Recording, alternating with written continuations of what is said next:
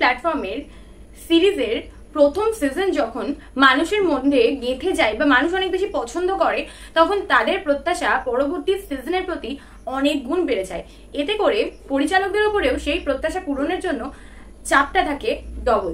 সেই প্রত্যাশা যদি পরিচালক বা মেকার্সরা পূরণ করে ফেলতে পারে নেক্সট সিজনে, তাহলে ব্যাস আর তো কোনো কথাই নেই।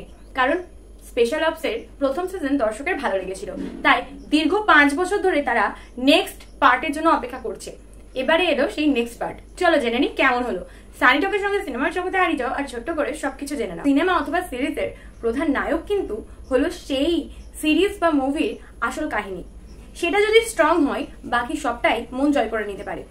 তো চলো গল্পটা কেমন হলো সেটা জেনে নি।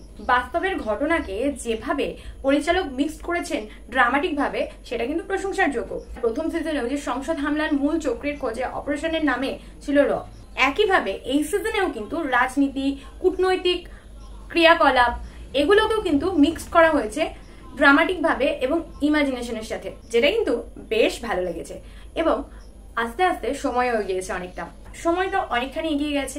বর্তমানে আধুনিক প্রযুক্তির ব্যবহার করে মানুষ অনেকটাই উন্নত, তাই এখানে এআই এর ইউজ নিয়েও কথা বলা হয়েছে। যেমন এআই মানে আমরা জানি আর্টিফিশিয়াল ইন্টেলিজেন্স, এর যেমন ভালো দিক রয়েছে, এর তেমন খারাপ দিকও রয়েছে। আর সেই গল্পটাকেই অস্ত্র হিসেবে নিয়েছেন পরিচালক। ভারতে এআই এর জন্ম, এই ব্যাপারটাকেও কিন্তু দেখানো হয়েছে। এছাড়া প্রেক্ষাপট যেটা সাজানো হয়েছে গালওয়ানের ভারত চীনের যে সম্পর্কের অবনতি ঘটেছে সেই বিষয়টাকে নিয়ে, যার ফলে চোখের সামনে যেন রিয়েলিটি ভেসে উঠেছে। মানে সাইবার অ্যাটাকের একটা বড় সড়ো ক্রাইমের গল্প নিয়ে এগিয়েছেন কিন্তু পরিচালক। না আর স্পয়লার দেওয়ার কোনো ইচ্ছা নেই। এবার আসি অ্যাক্টিং এ।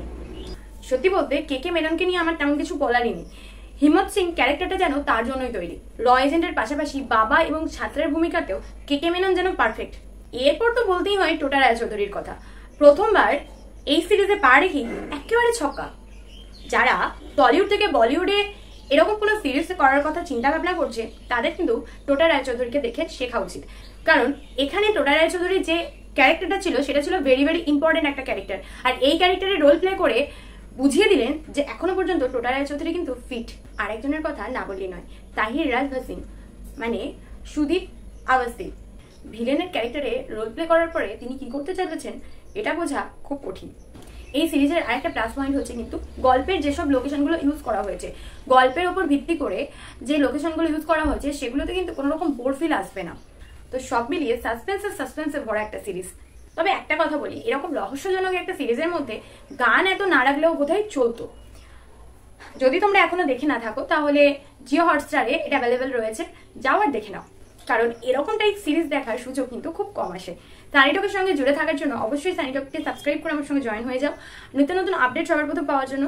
আর ভিডিওটা ভালো লাগলে অবশ্যই লাইক শেয়ার সাবস্ক্রাইব তো চাই। চলো আজকের মতো টাটা, দেখা হচ্ছে নতুন ভিডিওতে নতুন টপিকে।